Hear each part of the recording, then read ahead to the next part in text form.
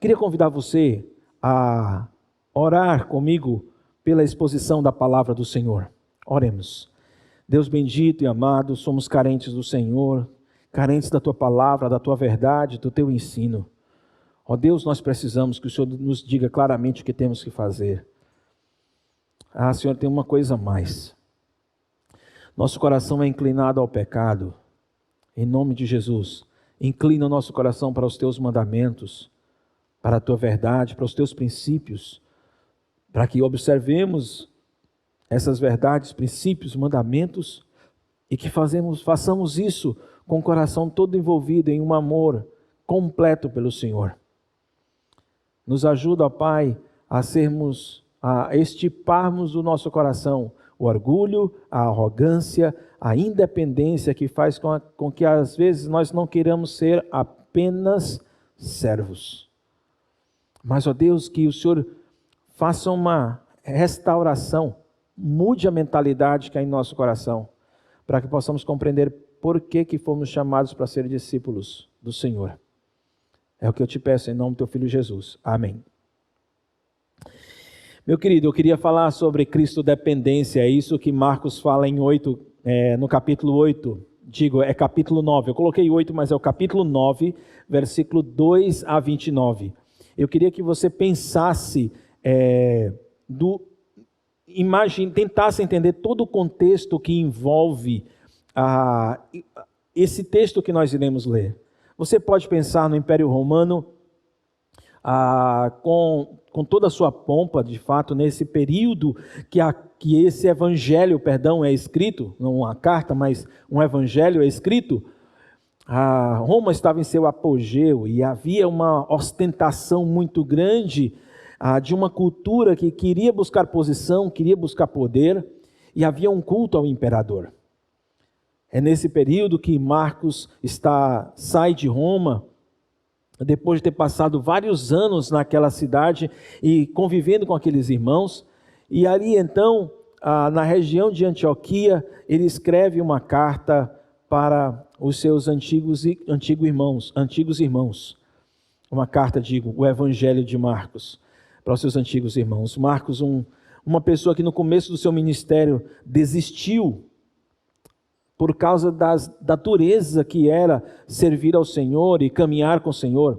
Ele voltou do caminho, voltou da viagem missionária, e Paulo nem quis mais que ele servisse consigo.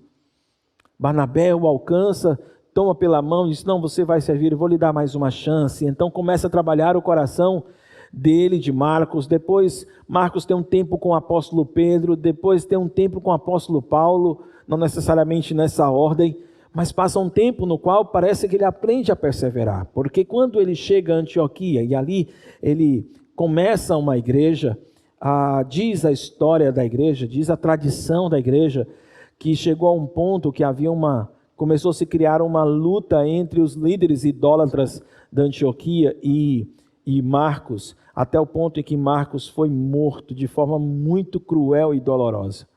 Marcos tinha entendido sobre confiar no Senhor e perseverar. Mas agora era a vez dos irmãos de Roma tomarem uma decisão. Os irmãos da igreja em Roma, eles estavam sofrendo a perseguição, eu gosto de dizer que eles estavam no olho do furacão. E ali eles estavam muito mais visíveis. Se eles começassem a viver um evangelho latente, um evangelho que ficasse exposto às pessoas, a perseguição seria maior. E a questão é: valeria a pena continuar confiando no Senhor? Valeria a pena seguindo esse Jesus que está trazendo sobre mim perseguição e o risco de morte? Agora, são os discípulos, e a gente mergulha no texto. E no texto nós vemos Marcos contando a história dos discípulos, dando a maior ênfase do capítulo 6 para cá, no treinamento que Jesus está fazendo com os discípulos. E se tem uma coisa que os discípulos estão com dificuldade, é de confiar, é de crer. Era uma luta contra a incredulidade que esses irmãos, primeiros irmãos, esses que caminharam com Jesus, os 12 apóstolos, o que viriam a ser os 12 apóstolos, eles estavam lutando contra a incredulidade. Eu fico pensando se você já lutou contra ela. Na verdade, eu acho que se você for bem honesto, vai perceber que sim, que você já lutou muito contra a incredulidade, que você ainda hoje luta contra ela. Mas então, havia na narrativa que foi exposta anteriormente, você olha para o final do capítulo 8, Jesus havia dito que se alguém se envergonhasse dele e de suas palavras, no dia da vinda do reino do Senhor, no dia da vinda de Cristo, o Senhor também se envergonharia deles. Então, haveriam aqueles e haverão aqueles que se envergonharão sempre, durante toda a sua vida, se envergonharão de Cristo e das suas palavras. Eles não vão querer amar a Cristo e suas palavras, não darão sua vida por Cristo e sua palavra. Mas outros o farão. Existe um número incontável de testemunhas, de santos, de homens como eu e você, mulheres que decidiram entregar suas vidas a Cristo Jesus e se tornarem discípulas de Jesus, que não se envergonham de Jesus, que decidiram negar-se a si mesmo e tomar a sua cruz. Essas pessoas verão o tamanho, a glória do poder do reino de Deus. E Jesus prometeu àqueles discípulos que estavam ali, vocês, alguns de vocês, não todos, mas alguns de vocês, antes de morrerem, verão a glória do Senhor. Mas antes de que eu possa falar a respeito dessa visão que eles teriam, eu preciso lembrar de uma coisa a vocês. Os profetas terminam em Malaquias, e ao terminar em Malaquias, duas pessoas são citadas lá, Moisés e o profeta Elias. Você pode ver em Malaquias capítulo 4, versículo 4 e 5, quando o profeta, já encerrando a sua carta, já se despedindo, terminando não só o ministério dele, mas o ministério dos profetas. Ele diz: lembrem-se da lei do meu servo Moisés, dos decretos, das ordenanças que lhes dei em Horebe para todo o povo de Israel. Não só isso, não só Moisés, mas vejam, eu enviarei a vocês o profeta Elias, antes do grande e terrível dia do Senhor. Aqui há dois personagens que estão expostos, o Moisés, que representa a lei, e que está ligado à lei essa que não poderia se apartar do coração dos judeus. Mas também a voz dos profetas representada por Elias. Aliás, há uma promessa que Elias viria antes de que o Senhor se manifestasse. Sabendo disso e pensando nisso,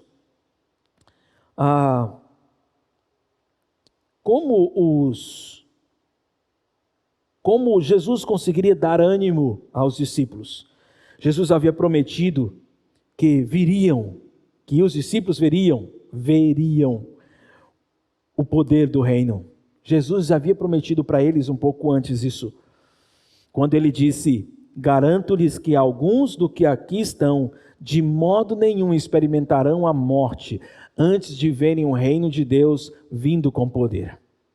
Mas como é que os discípulos viriam, essa parte dos discípulos viriam o poder de Deus? Através da transfiguração. Então eu convido você a ler comigo o que aconteceu na transfiguração, e eu queria que 3 coisas você notasse enquanto nós estamos lendo. Primeiro, vai ser mostrado, vai ser exibido por Marcos, que Jesus era o cumprimento do que dizia a lei, ou melhor, Jesus cumpria a lei, e Jesus era o cumprimento do que os profetas diziam. E a lei de Moisés e os profetas, agora Moisés e os profetas agora passarão a bola para Jesus. E você verá também nessa leitura que o próprio Deus vai querer dizer para os discípulos, vai querer confirmar aos discípulos quem era aquele Nazareno, para dizer que esse era o Jesus, o meu filho. E você vai perceber então que esse texto vai expor a glória do Senhor, numa veste resplandecente. Você vai ver o poder do Senhor quando ele se transfigura, e você vai ver a confirmação do ministério, do chamado de Jesus, ou que Jesus cumpria o plano de Deus, e que Jesus continuaria o plano de Deus com a presença de Moisés, de Elias e a própria voz do Senhor na nuvem. Vamos ler esse texto então. 6 dias depois, Jesus tomou consigo Pedro, Tiago e João e os levou a um alto monte, onde ficaram a sós. Ali ele foi transfigurado diante deles. Suas roupas se tornaram brancas, de um branco resplandecente, e como nenhum lavandeiro no mundo seria capaz de branqueá-las. E apareceram diante deles Elias e Moisés, os quais conversavam com Jesus. Então Pedro disse a Jesus: Mestre, é bom estarmos aqui, façamos 3 tendas, uma para ti, uma para Moisés, uma para Elias. Ele não sabia o que dizer, pois estavam apavorados. A seguir apareceu uma nuvem e os envolveu, e dele saiu uma voz que dizia: Esse é meu filho amado, ouçam-nos.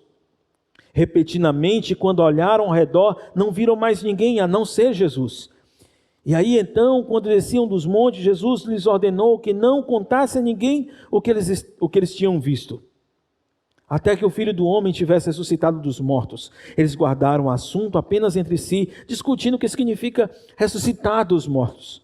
Impressionante como precisava repetir tantas vezes, a mesma coisa, e eles tinham dificuldade de entender.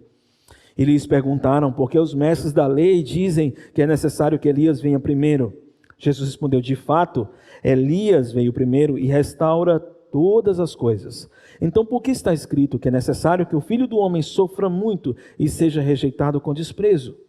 Mas eu lhes digo, Elias já veio e fizeram com ele tudo o que quiseram, como está escrito a seu respeito. Meus queridos, quando você olha para os dois primeiros, do versículo 2 ao versículo 13, você vê a transfiguração sendo exposta aí. No versículo 2 e 3, o Senhor Jesus, ele chama Pedro, Tiago e João para um monte, eles ficam lá só, e então Jesus é transfigurado diante deles. Transfigurar quer dizer se manifestar numa outra figura, de uma outra forma. Então a imagem que eles estavam vendo de Jesus não era exatamente como eles estavam acostumados a ver Jesus. Então Jesus mudou de aparência diante deles. Ele fez isso para mostrar novamente o seu poder para os discípulos. O versículo 3 diz que suas roupas se tornaram brancas, de um branco resplandecente, como nenhum lavandeiro no mundo seria capaz de branqueá-las. Então o Senhor não só manifestou seu poder, mas o brilho da sua roupa era tal que eles podiam entender um pouco do que significava a glória do reino de Deus e particularmente a glória de Cristo Jesus. Mas aí, quando os discípulos podiam pensar que já tinham visto tudo, apareceu diante deles no versículo 4, Elias e Moisés, os quais conversaram com Jesus. E aí então Pedro diz: Mestre, não é bom que a gente faça uma tenda para o Senhor, outra para Moisés e para Elias? Naquele período estava havendo a festa das tendas, a festa dos tabernáculos, e então as pessoas se habitavam em tendas, ou melhor, eles passavam dias em tendas para a celebração, e é bem provável que esse tenha sido o motivo porque Pedro sugeriu que isso fosse feito. Mas a bem da verdade, eles estavam apavorados.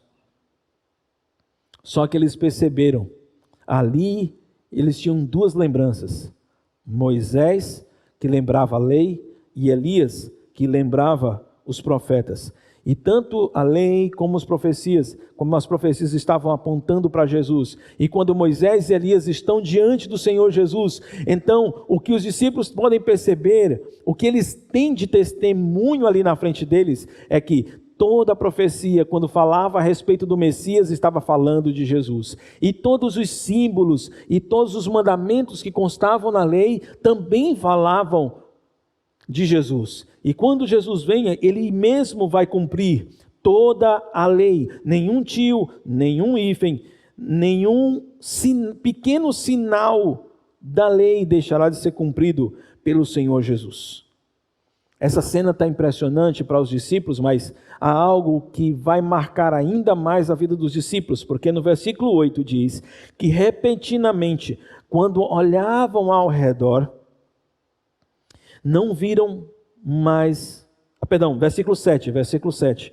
A seguir apareceu uma nuvem e os envolveu, e dela saiu uma voz que dizia: Este é meu filho amado, a ele ouvi. O pai dizia para os discípulos naquele momento: esse que está na frente de vocês, transfigurado, na presença de Moisés e de Elias, ele é meu filho. Vocês precisam tratá-lo como o filho de Deus, vocês não precisam ter dúvida de que ele é o filho de Deus. e vocês precisam ouvir tudo o que ele disser. Deus dizendo ao filho o que ele deveria dizer, ou dizendo aos discípulos que deveriam ouvir o Filho de Deus. E de fato Jesus testemunhou isso. Ele disse: olha, eu não falo nada, em Mateus capítulo 11, eu não falo nada que eu não ouvir do meu Pai. O Pai estava dizendo: escutem a voz do Filho. Aqui nesse momento você tem os discípulos vendo a confirmação preciosa da grandeza do plano do reino de Deus. Moisés já fazia parte do reino há muitos anos, os profetas faziam parte desse mesmo plano de Deus, e todos os dois agora desembocavam todas as suas responsabilidades em Cristo Jesus, que continuaria o plano do reino de Deus. Isso você percebe, porque na narrativa, no versículo 9, diz que enquanto eles desciam do monte, Jesus lhes ordenou que não contassem a ninguém o que tinham visto, até que o Filho do Homem tivesse ressuscitado dos mortos. Eles guardaram o assunto apenas em si, discutindo o que significava ressuscitar dentre os mortos.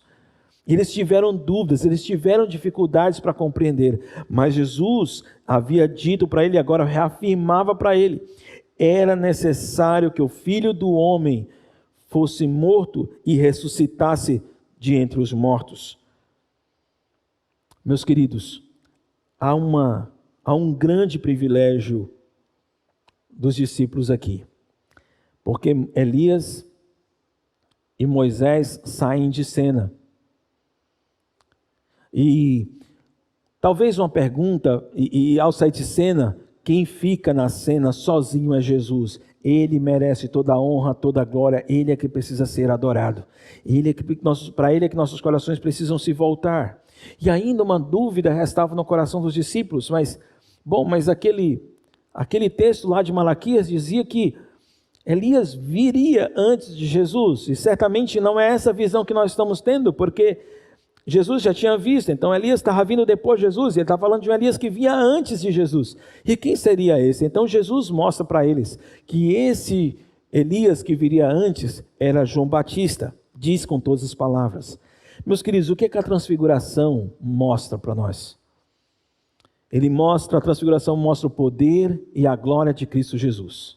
E ela mostra que Cristo é o cumprimento da lei e das profecias.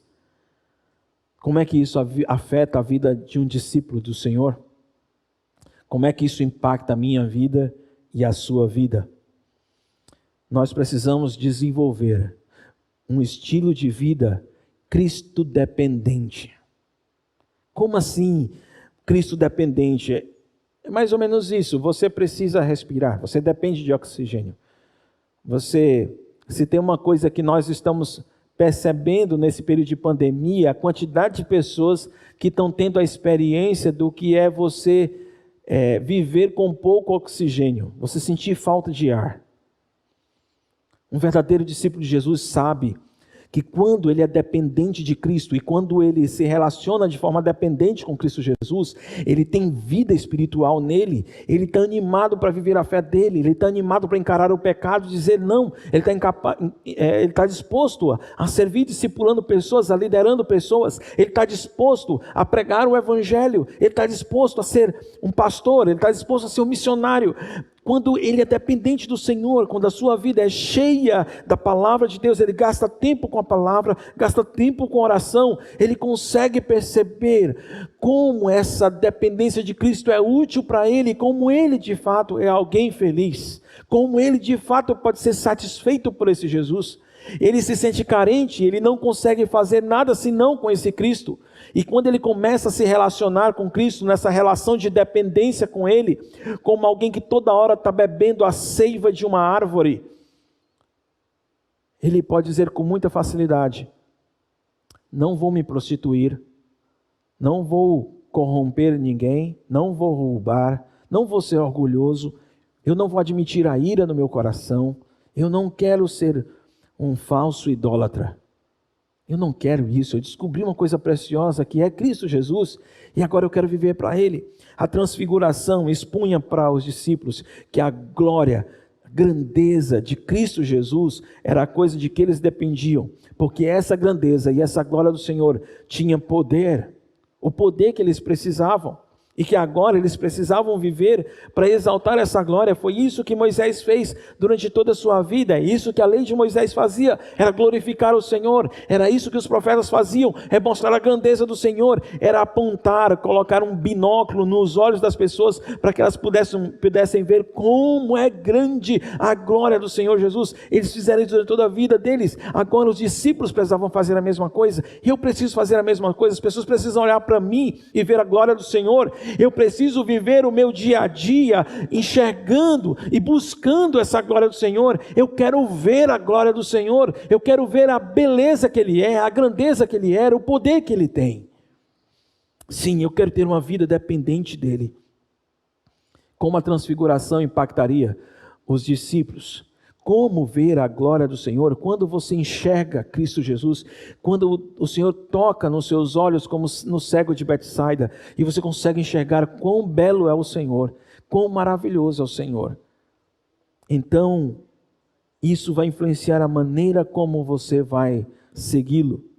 Eu queria ler a segunda parte desse texto, a partir do versículo 14, que diz assim, e aliás, enquanto eu leio, perceba como vai haver uma luta, apesar dos 3 discípulos terem visto a glória do poder do Senhor, vai haver uma luta contra a incredulidade da multidão, uma luta contra a incredulidade do pai de uma criança possessa por um demônio muito feroz, um demônio muito cruel, e o pai já tinha dificuldade para crer. E perceba como os próprios discípulos lutavam ainda contra a incredulidade nesse tempo todo.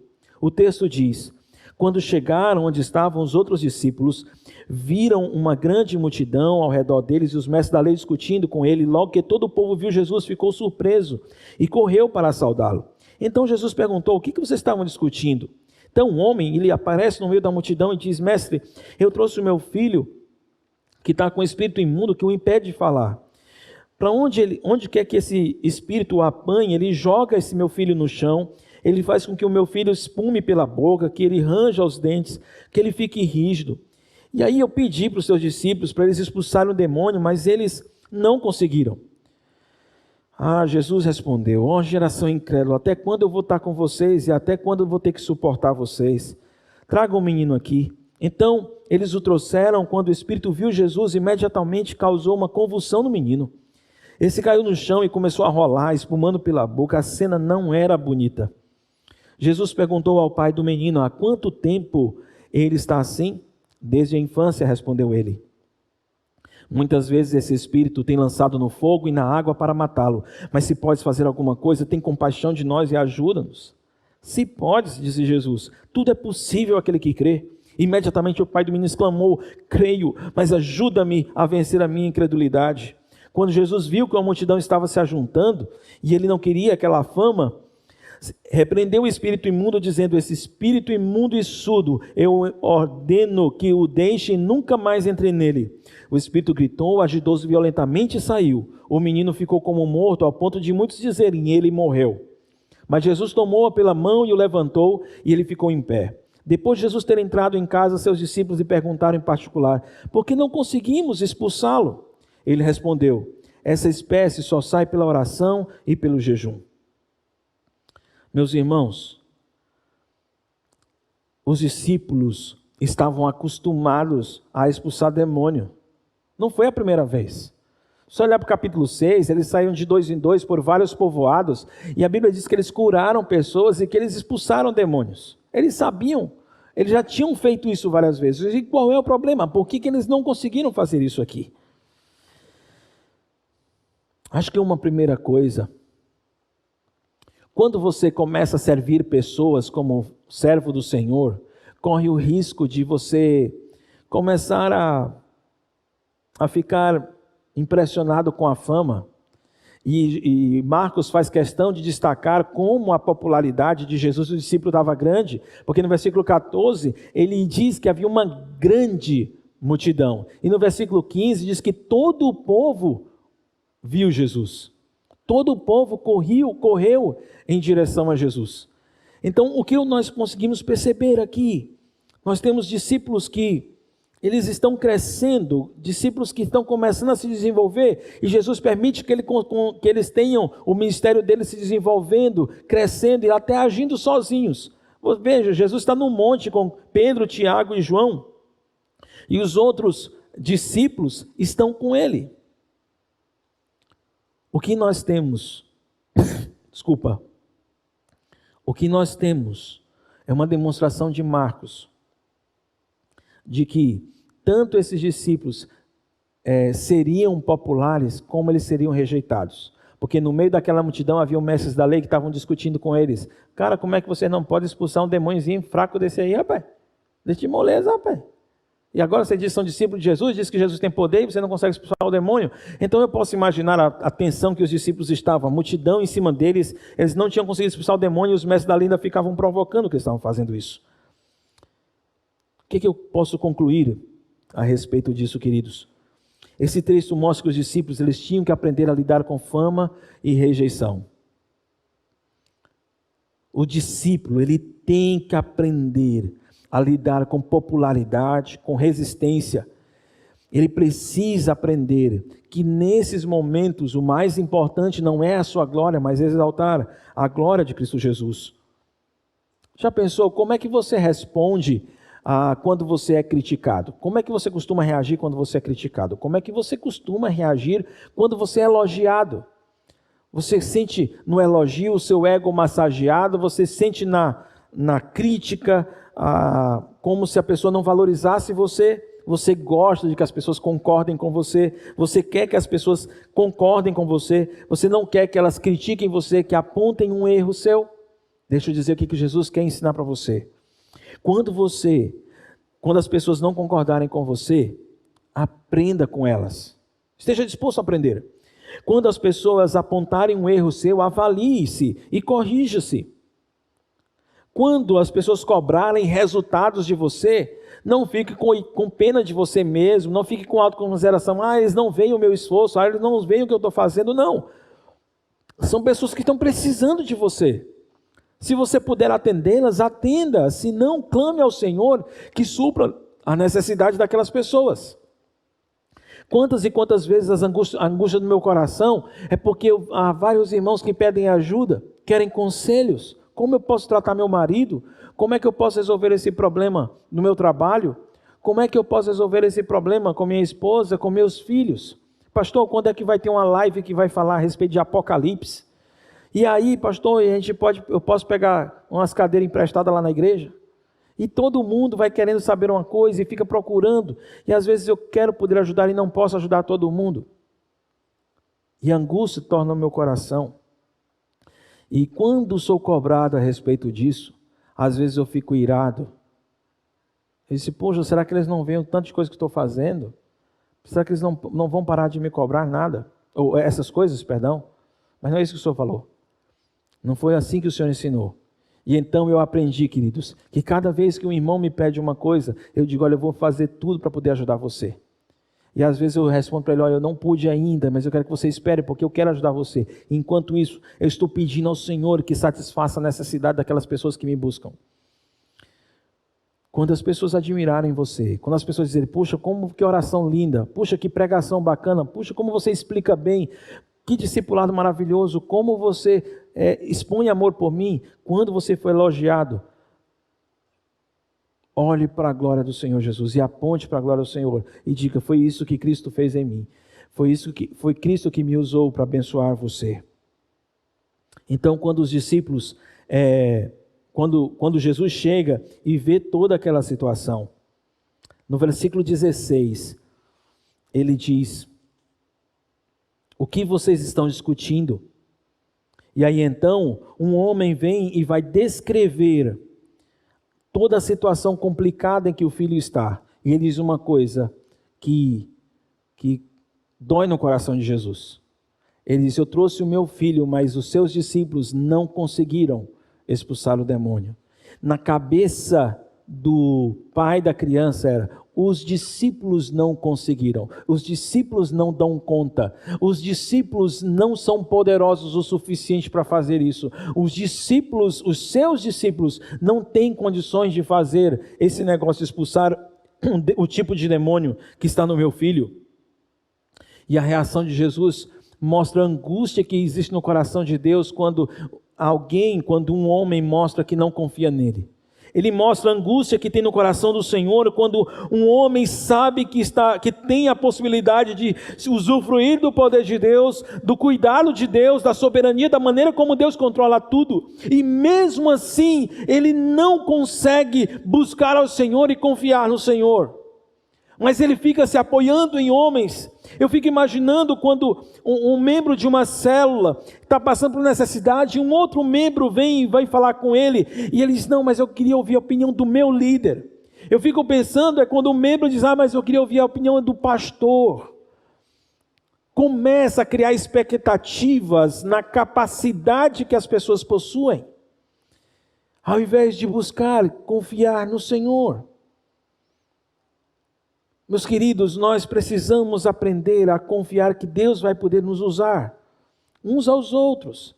E vamos ser humildes quando alguém nos pedir ajuda, a gente não puder ajudar, a gente vai buscar uma outra pessoa para me ajudar a ajudar esse que está carente. Mas a multidão só olhava para os discípulos, não olhavam para Jesus. Os discípulos não conseguiram, a resposta de Jesus foi: ó geração incrédula, até quando estarei com vocês? Até quando terei que suportá-los? Quase que Jesus dizia: por mim eu ia embora. Eu não suporto ficar diante de vocês. Eu quase não suporto permanecer no meio de vocês. É duro para mim viver com uma geração, e a palavra geração aqui não quer dizer as pessoas daquele tempo. A geração quer dizer a descendência humana, a linhagem humana, a raça humana. Então Jesus está dizendo: que raça incrédula essa raça humana. Até quando eu vou estar no meio de vocês? Até quando vocês não vão perceber que vocês podem depender de mim? Que vocês podem confiar em mim? Até quando eu vou ter que suportar aqui no meio de vocês, no meio dessa geração incrédula? Estar no nosso meio para Jesus era suportar. Não era um amor em que ele simplesmente dava um sorriso para todo mundo com quem ele lidava. Eu não acredito que Jesus seja assim. Sim, ele era um homem feliz. Ele é Deus. A alegria faz parte da própria essência dele. Mas Jesus, quando assumiu a forma humana, ele pôde experimentar uma convivência muito próxima com pessoas que eram adúlteros, que preferiam adorar as outras coisas, como Herodes, que preferia amar a esposa, se deleitar, satisfazer seus desejos com a esposa, se satisfazer com o reconhecimento das autoridades da Galileia. Ele preferia esse reconhecimento, as pessoas adulando ele satisfazendo seus prazeres porque idolatrava essas coisas, porque ele era espiritualmente adúltero. Nossa geração, a raça humana, naturalmente busca ídolos. É uma raça pecadora que desobedece a Deus, e é uma raça incrédula, tem dificuldade. Meus queridos, o insuportável coração perverso de incredulidade que existe dentro de você é a coisa que mais angustia o Senhor. É aquele coração que diz: eu quero dar a mim mesmo, eu mesmo quero dar a mim mesmo o que eu quero, como eu quero, quando eu quero. E quando as coisas não acontecem quando eu quero, eu fico chateado. Quando as pessoas não me tratam como eu quero ser tratado, eu fico chateado, porque eu quero dar a mim mesmo. Eu quero ter o poder de dar a mim mesmo o que eu quero, do jeito que eu quero e quando eu quiser. E normalmente o quando eu quero é agora. Então normalmente quando as pessoas dizem assim: Senhor, eu quero na minha mão o dinheiro para comprar o carro desse jeito, mas eu quero agora. E se Deus diz: eu não vou dar um carro para você agora, você começa a ficar frustrado e acha que Deus não está ouvindo a sua oração. Ou a incredulidade que vem no teu coração arromba o seu coração. E aí você mostra a perversidade que existe dentro de você. E a resposta de Jesus é: ó geração incrédula, até quando eu estarei com vocês? Como é que você responde quando você não tem as coisas que você queria? Tem certas coisas que você faz e que você faz com autoconfiança. E já se acostumou a usar de autoconfiança para fazer, você é tão autoconfiante que vai fazer bem, que você não ora mais por aquilo? Existe uma reação piedosa quando as pessoas não dão a você aquilo que você queria, ou você começa a cobrar das pessoas o que você deveria pedir a Deus. Mas meu marido deveria me tratar assim, então peça ao Senhor. Mas minha esposa poderia me dar assim, mas meus filhos poderiam se comportar desse jeito, mas meu pai, bem que ele podia me dar um iPhone 10, um XS. Peça ao Senhor. Se Deus achar que você vai morrer se não tiver um iPhone, Ele vai te dar. Se Deus achar que você precisa, Ele vai te dar.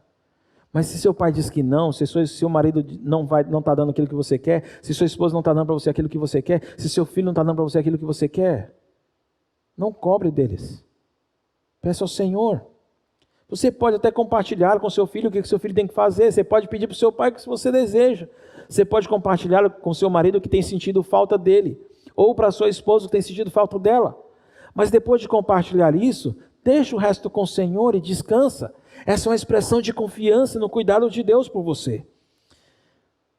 Se aborrecer com situações indesejáveis, quando você deveria crer no controle que Deus tem de toda a situação. Se habituar a orar pelas pessoas que precisam do seu cuidado e para que Deus use você poderosamente. Os discípulos, eles precisariam lutar contra a incredulidade. E se tem alguém que vai aproveitar a incredulidade dos discípulos, se tem alguém que vai aproveitar a incredulidade do homem, esse alguém é o diabo, é o nosso inimigo. No versículo 19, na segunda parte, Jesus pede para trazer a criança. E então, quando a criança traz, novamente Marcos faz questão de mostrar a agressividade, a violência com que esse demônio trata aquela criança. E como se não bastasse, o próprio Jesus, na conversa, ele ainda vai perguntar para o pai, há quanto tempo ele está assim? E ali então Jesus faz questão de mostrar para o pai, para a multidão e para os discípulos, como ali diante deles estava um demônio muito agressivo, violento e muito perigoso.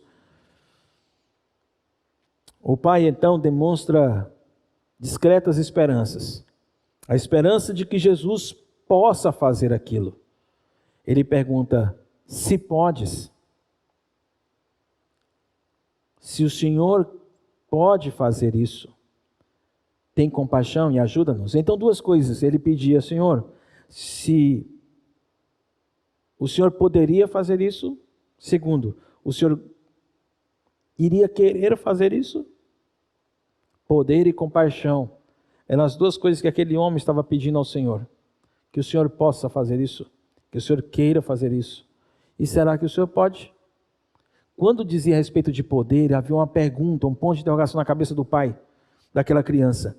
E Jesus responde com uma pergunta provocativa, se podes?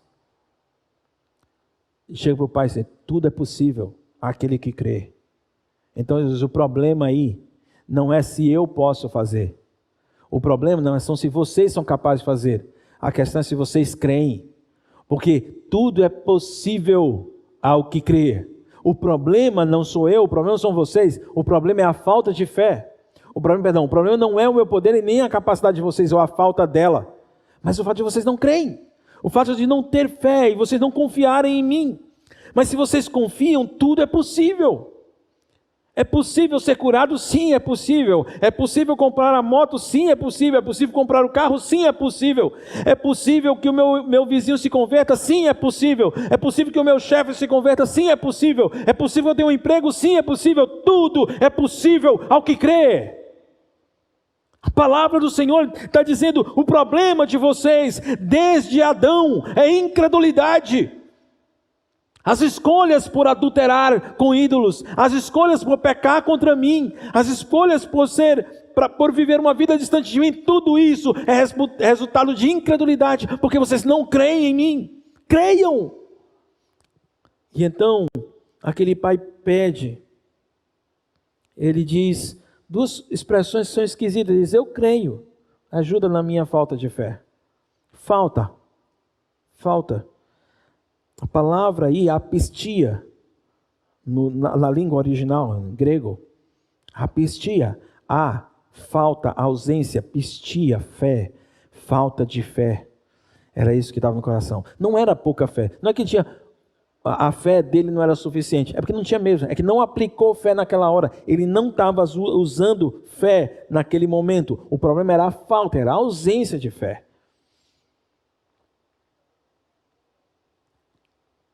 Mateus 17:20, as narrativas de Marcos mostram que os discípulos, mesmo andando com Cristo Jesus, lutavam contra a incredulidade. E essa geração incrédula é escrava do domínio das trevas. Você peca porque você é escravo. Você é incrédulo porque você é escravo das trevas.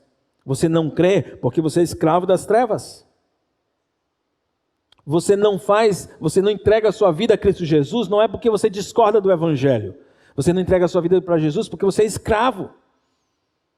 Você é escravo das trevas. Esse garoto era um exemplo disso. Você já aprendeu que os milagres de Marcos, eles ensinam, eles têm uma mensagem por trás dela. E a mensagem é que vocês são escravos das trevas, são escravos do inimigo. E esse inimigo humilha você. Esse inimigo, ele degrada você. Esse inimigo é cruel e ele vai acabar com a sua vida. Ele quer destruir você.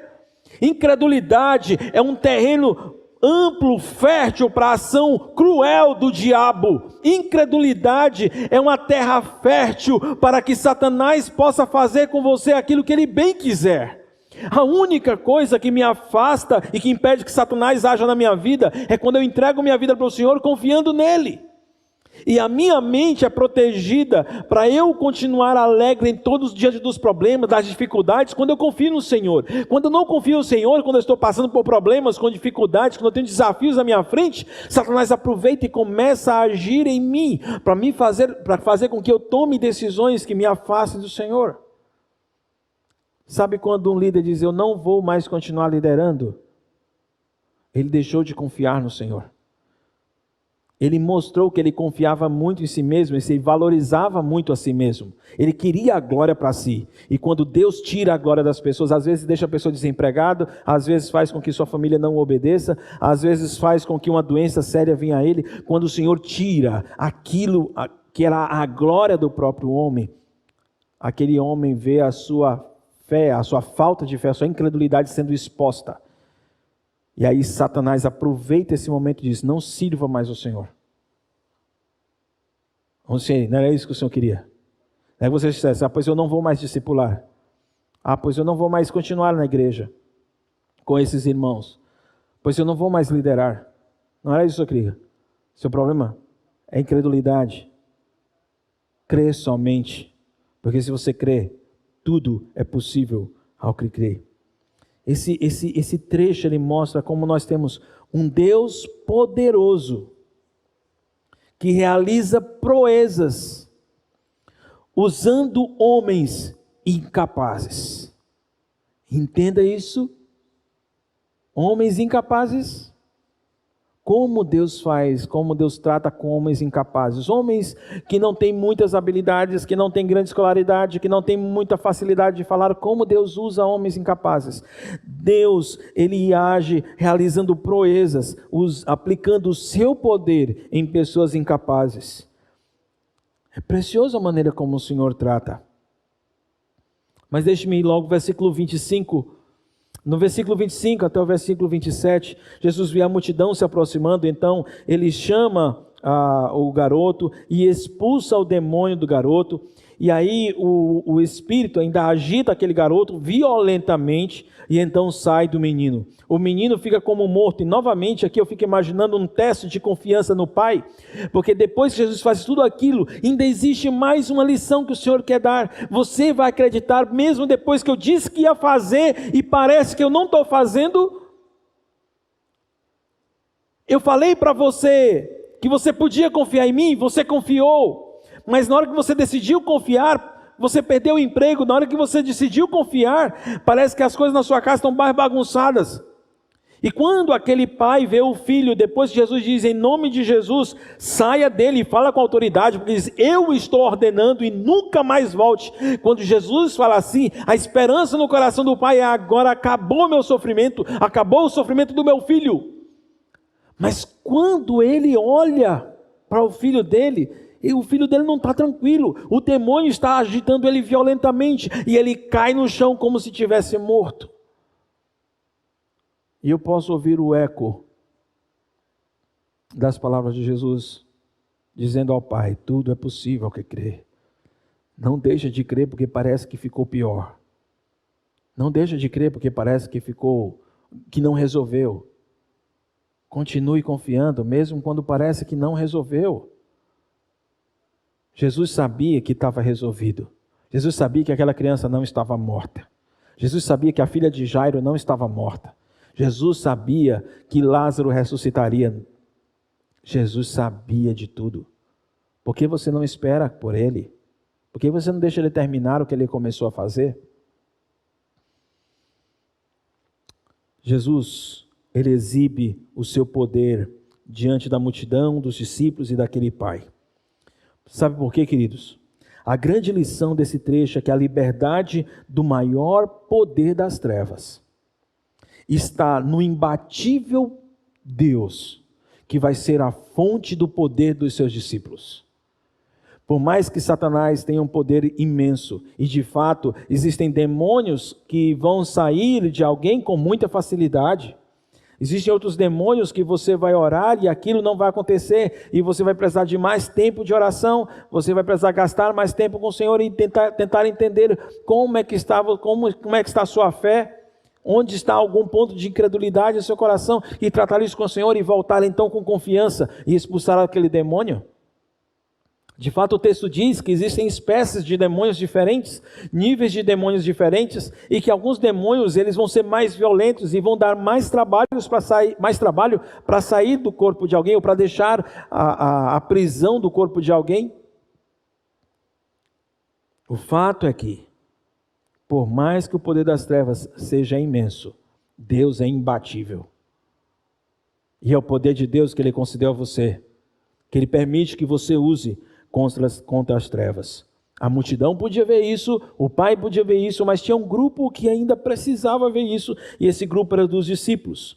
No versículo 28 e 29, depois de Jesus ter entrado em casa, seus discípulos procuraram Ele em particular. E a pergunta é, por que a gente não conseguiu, Senhor? Por que nós não conseguimos? Você percebe os discípulos com uma tendência a achar que, como Jesus havia concedido poder e autoridade para eles, lá no capítulo 6, para eles expulsarem demônio, que eles podiam continuar no automático, continuar fazendo a mesma coisa que vinham fazendo. O Senhor diz, não é assim que funciona. Essa espécie de demônio que está aí, só sai pela oração e pelo jejum. Então, se você de fato quer expulsar essa espécie de demônio, você precisa entender que não dá para continuar no ministério, com o ministério no automático, fazendo as coisas que já está acostumado a fazer. Eu já sei tocar, eu já sei ensinar esse texto, eu já preguei isso algumas vezes, já estudei esse texto, eu já discipulei alguém celebrando 8 vezes, eu sei de cima para baixo, eu sei de cor. João 3,16, vão pregar de novo, João 3,16, eu já sei de trás para frente. Sabe o que é? É porque você acha que tudo que o Evangelho é uma ferramenta que você usa com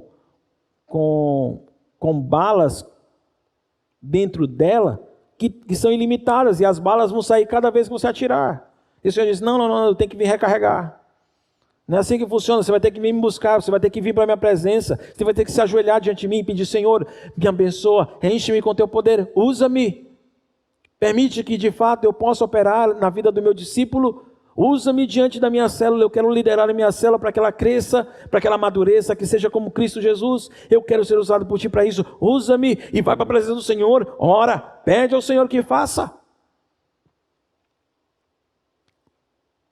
A oração, queridos, afasta o orgulho pessoal e a autoconfiança. A autoconfiança é uma coisa que o mundo precisa, porque eles não têm Deus. Mas você não precisa de autoconfiança, você precisa de confiança no Senhor. E a oração vai afastar você do orgulho pessoal, de achar que você é o cara, de achar que a glória tem que ser para você, que você tem que ser capaz de fazer, e você vai confiar no Senhor. Ele vai conferir, essa oração vai conferir poder para você enfrentar as trevas e servir ao reino do Senhor. Deixe-me concluir, queridos. Eu quero dizer que o discípulo, quando ele olhar para a glória de Deus, quando ele conseguir enxergar ao Senhor, e você vai ter que pedir, olha, Senhor, abre meus olhos para que eu possa ver o Senhor e entender quem o Senhor é. Porque quando você ver o Senhor, você vai reconhecer como depende do poder dele. Você precisa ter fé suficiente para confiar que ainda precisa aprender que tudo é possível ao que crê. Vou repetir isso. Você precisa de fé suficiente para confiar que ainda precisa aprender que tudo é possível ao que crê.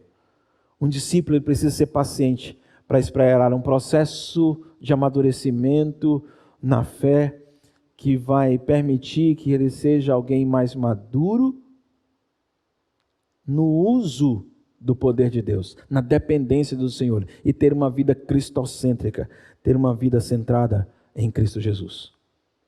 Quando você age assim, querido, você pode passar por qualquer provação, você pode passar por qualquer dificuldade, qualquer desafio, você vai poder ser feliz e contente naquele desafio.